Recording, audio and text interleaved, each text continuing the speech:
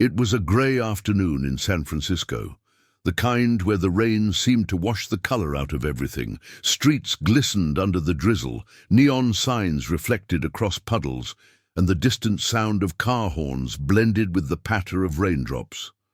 Inside a narrow alley stood a small auto shop, its faded sign barely hanging on, announcing Turner Auto Repairs. The shop was as modest as its owner, Michael Turner, a 26-year-old mechanic whose hands were always stained with grease, but whose heart carried dreams far larger than the tiny garage he worked in. Michael had grown up in the foster care system, drifting from one home to another, never knowing the meaning of family. What he did know was engines. Since childhood, he'd listened to broken machines as if they spoke a secret language only he understood. Cars became his companions, the one constant in a world full of change. While others saw him as just another poor orphan, Michael's gift with machines set him apart. Yet life wasn't generous. Most days, he barely earned enough to pay rent for his rundown shop.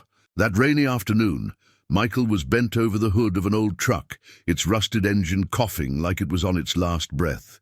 He worked silently, focused, his sleeves rolled up, ignoring the storm outside. Suddenly, the quiet street outside filled with the hum of luxury engines. A sleek black Rolls-Royce and a convoy of cars pulled up, their tinted windows glistening under the rain. Michael straightened, wiping his hands on a rag, surprised to see such extravagance in front of his humble garage. Luxury vehicles rarely stopped in this part of town. The driver of the Rolls-Royce stepped out first, a nervous man in a dark coat holding an umbrella.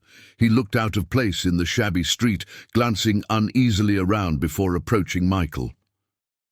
"Excuse me," he said, raising his voice over the rain. "The car just died." No response. "We need immediate help." His tone carried both desperation and doubt, as if he couldn't quite believe this small garage could possibly handle a masterpiece like the one behind him. Michael simply nodded, calm and collected. "Bring it inside," he replied. The back door of the Rolls opened slowly, and out stepped Emily Harrison. She was 23, her long brown hair damp from the rain, her designer coat shielding her only slightly from the downpour. Unlike the driver, she didn't hesitate or look disgusted at the oily floor of the garage.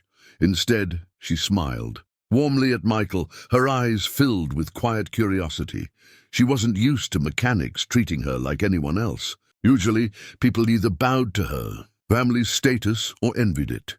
But Michael's eyes met hers simply, without calculation. That alone caught her attention. As the Rolls was pushed inside, water dripping from its polished body, Michael leaned over the hood, listening to the silence of the dead engine. He placed his hand on the metal as if feeling a pulse, then reached for his simple tools, wrenches, pliers, nothing fancy. Emily stood nearby, watching as raindrops slid down her cheeks, unnoticed. She was struck by the way Michael moved, with calm certainty, no arrogance, no fear. "Can you really fix it?" she asked softly. Michael looked up, offering a gentle smile. "Machines always talk to me. You just have to listen."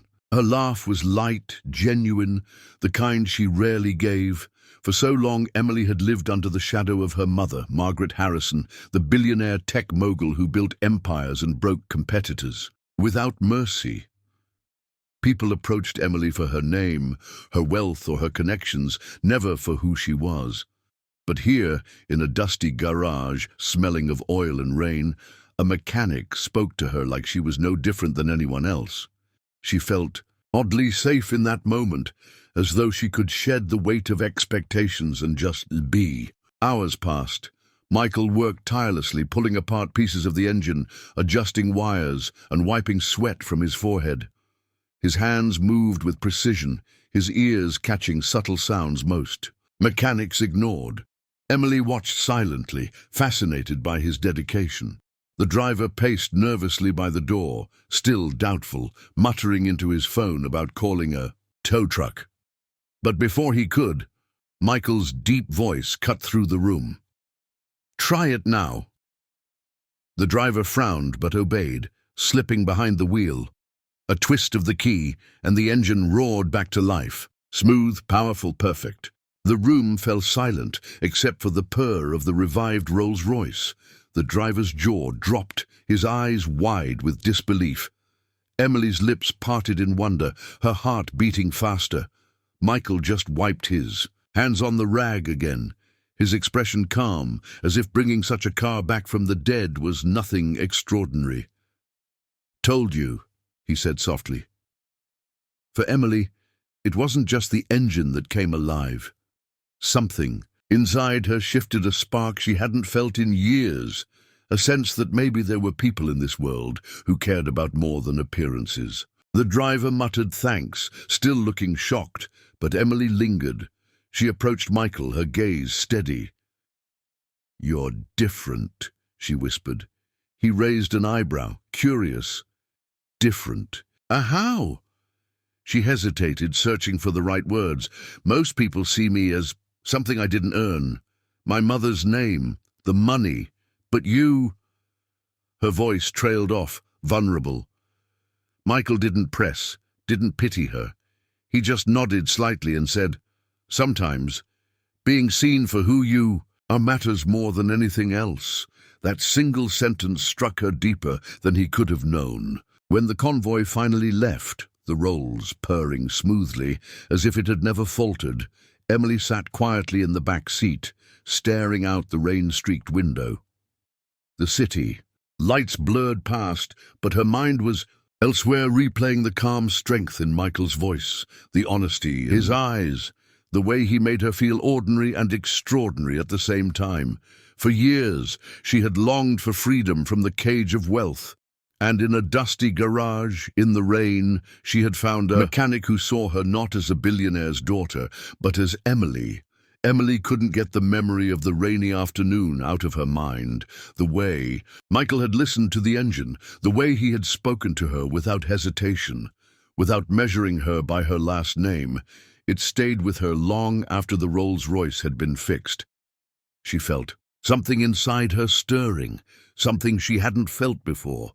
So a few days later, she returned to that same run-down garage, this time with a small excuse. She told Michael her car had been making a strange noise, even though nothing was wrong. Michael had looked at her with quiet amusement when she pulled in. His brow raised slightly. He checked the car with swift precision, finding nothing out of order. "Runs like a dream," he said with a smirk. Emily laughed awkwardly, shrugging. Maybe it was just me. He didn't press her for the truth. Instead, he invited her to stay for coffee in his tiny office, a cluttered space with old posters and shelves of manuals. It was the beginning of something neither of them could quite name yet. Their conversations grew naturally, flowing with ease. Michael told her about growing up poor, about moving from one foster home to another, and how he discovered his gift for fixing things. As a child, he repaired bikes for neighborhood kids just to feel useful, and as he grew older, his dream had been to build cars that could give people freedom, machines that carried stories, not just passengers.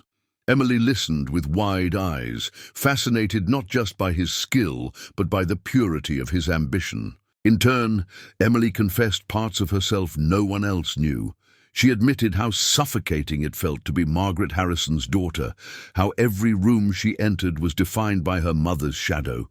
She told him about the loneliness of privilege, about suitors who saw her family's billions rather than her soul. Michael didn't interrupt, didn't offer empty pity. He simply listened as though her voice carried weight that was new to her, being truly heard. And in that dusty garage, Emily began to breathe freely. The visits became more frequent. At first, she would come with excuses, a sound in the car, a request for a checkup, but soon she stopped pretending. She would bring coffee or sandwiches and sit on an overturned crate while Michael worked. They laughed about small things, debated books and music, and sometimes just sat in silence, comfortable in the unspoken bond. Between them, for Emily, those hours felt like stolen pieces of freedom. For Michael, it felt like a glimpse of a world he'd never imagined entering. One day, Michael pulled a dusty tarp off an old, half-restored classic car sitting in the corner of his shop. Its body was rusted, its tires flat, but his eyes lit up as he looked at it. "This is my project," he told her. "One day I want to bring it back to life." Emily traced her fingers along the worn metal, her eyes shining. Without hesitation, Michael added, "I could fix it up for you, make it yours." She laughed in disbelief, but the idea thrilled her. From that day forward, their project became a shared dream. Emily spent afternoons helping him clean the parts, holding tools, even learning to sand and polish the old metal. It wasn't easy work, but she found joy in every scrape of her hands, in every laugh they shared over clumsy mistakes. Slowly, the car began to change, piece by piece, just as Emily's own heart began to change. For the first time in years, her laughter echoed inside the garage, and Michael cherished every sound of it.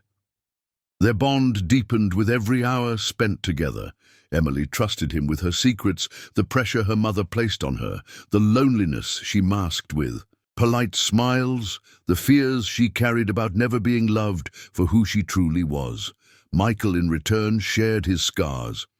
He told her about the rejection he faced, the nights he slept in his shop, the battles he fought, just to keep the lights on. In that honesty, they found a rare connection, two people from opposite worlds, meeting in the middle. But secrets don't stay hidden forever. Margaret Harrison, sharp-eyed and controlling, soon grew suspicious of her daughter's absences. When she discovered Emily's repeated visits to a shabby garage in the poorer side of San Francisco, she was furious. Margaret stormed into the shop one afternoon, her heels clicking against the concrete floor like a warning bell. Her cold gaze swept across the cluttered space before landing on Michael. With disdain in her voice, she demanded, "So this is where my daughter wastes her time?" Michael straightened, wiping his hands, standing tall though he felt her judgment like a weight. Emily rushed forward, trying to calm her mother, but Margaret's fury spilled out. "You're a nobody," she snapped at Michael. "An orphan mechanic who will never be worthy of her. My daughter deserves someone who can give her the world, not someone who can barely keep his lights on." The words cut through, the room heavy with cruelty. Emily's chest tightened, but Michael stood silent, his jaw clenched, refusing to let anger control him. Emily's voice trembled, but she found her courage. "Mum, stop!" she cried, stepping between them. Her eyes burned with tears, but her resolve was strong. "For once in my life, I feel alive. Do you understand that? He sees me, not your money, not your empire, me." Margaret froze, stunned by her daughter's defiance. Emily rarely raised her voice, rarely disobeyed. But now she stood tall, her hand brushing Michael's, as if silently declaring her choice. Margaret's lips tightened, her fury boiling, but beneath it flickered something unexpected, fear of losing her daughter's heart. The confrontation ended in silence, but the weight of it lingered. Margaret left with a storm in her eyes, warning Emily that she was making a mistake. Emily, however, stood by Michael, her resolve unshaken. As the door closed, Michael finally spoke, his voice low and steady. "You don't have to fight her battles for me." Emily turned, meeting his gaze with a soft smile. "I'm not fighting for you," she whispered. "I'm fighting for myself, for the life I want."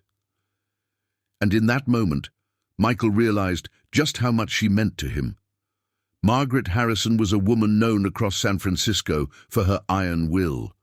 In business meetings, she commanded boardrooms. In political circles, she was respected and feared, but at home with her only daughter, her control often turned into walls. She had built a life where money solved problems and where her empire dictated the rhythm of everyone around her. Yet lately, she noticed Emily slipping away, her laughter lighter, her excuses more frequent, her gaze distant. That evening, Margaret decided she would put an end to whatever distraction had stolen her daughter's attention. She arrived unannounced at Michael's garage, her luxury car pulling up against the cracked pavement of the neighborhood. The contrast was striking: polished black paint against oil-stained concrete, wealth against survival. She stepped out, heels echoing sharply, her face set in determination. Margaret expected to find Emily arguing, perhaps in tears, ready to be rescued. But as the door creaked open, she was met with a sight that stopped her breath. Emily was behind the wheel of the old classic car, newly restored, laughter bursting from her lips like sunlight. Michael stood nearby, his hands smudged with grease, his eyes fixed not on Margaret but on Emily, as if her joy alone was his reward.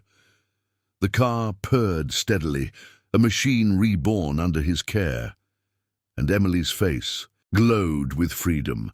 Margaret had not seen her daughter this alive in years, not at galas, not at charity events, not even in moments of supposed triumph. Her heart clenched.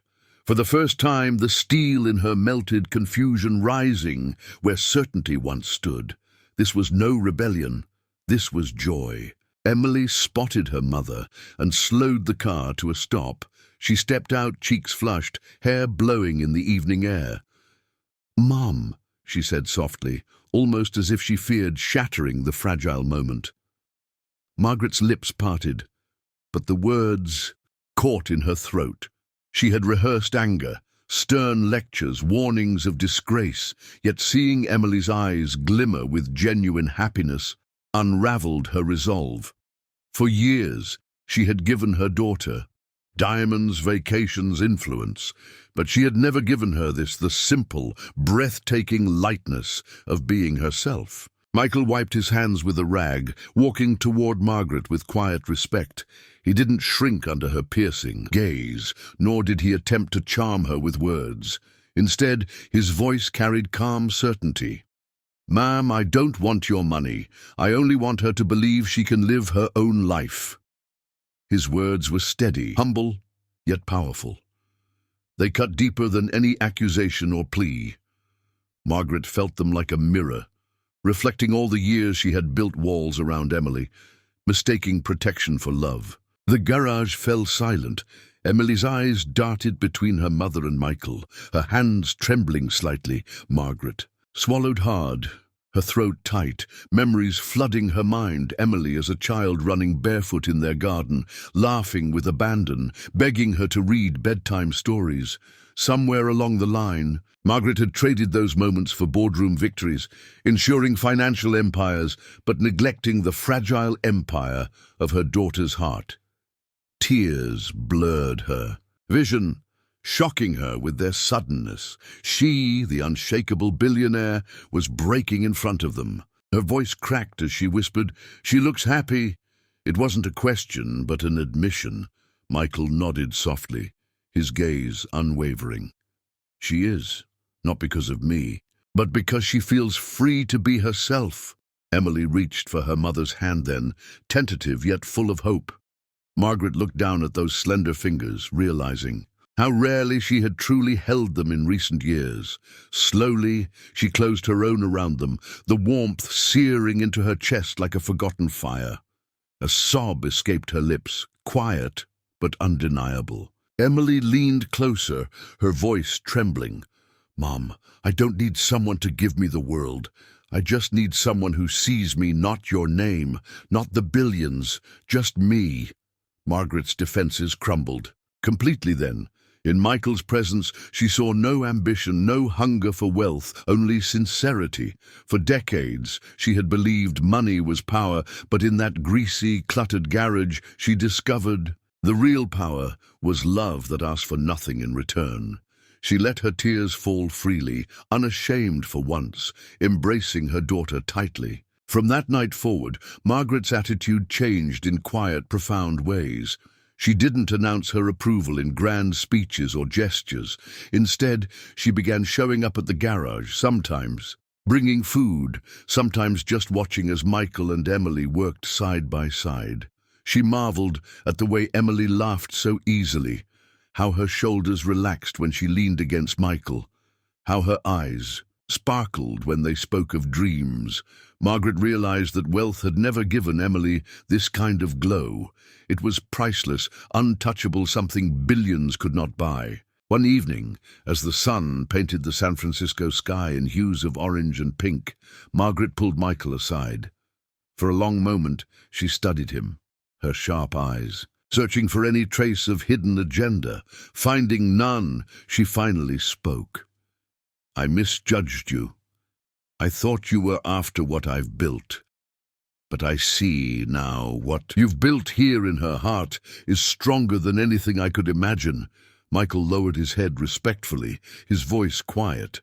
"I just want her to know she can choose her own life." Margaret's lips curved into the faintest, rarest smile. Emily joined them then, her hand slipping into Michael's. Margaret watched the two of them together, the way their fingers intertwined without hesitation, as natural as breathing. She realized she had been fighting the wrong battle all along. Protecting Emily didn't mean controlling her. Protecting her meant letting her find her own happiness, even if it came from a world Margaret never would have chosen. With a steady breath, she reached out and placed her hand over theirs. "Then live it," she said softly. "Both of you. Live it fully." The days that followed became a new chapter for all of them. Emily and Michael continued restoring cars, their garage filled with music, laughter, and dreams. Margaret, to her own surprise, found peace in watching from the sidelines. She even funded new tools quietly, never flaunting her help, respecting Michael's dignity. Emily's joy was her reward, and she realized she didn't need to understand every detail of their bond. She only needed to see the light it brought her daughter. That light was more valuable than every deal she had ever signed. Months later, the restored classic car became a symbol of transformation. Emily drove it down the streets of San Francisco with Michael beside her, Margaret watching proudly from the curb. Neighbors waved, children pointed in awe, and for once, Margaret felt no urge to correct, control, or criticize. She only felt gratitude that her daughter had found love, courage, and herself in the most unexpected place. And as Emily's laughter echoed through the city air, Margaret knew she had finally given her daughter the greatest gift: freedom to shine.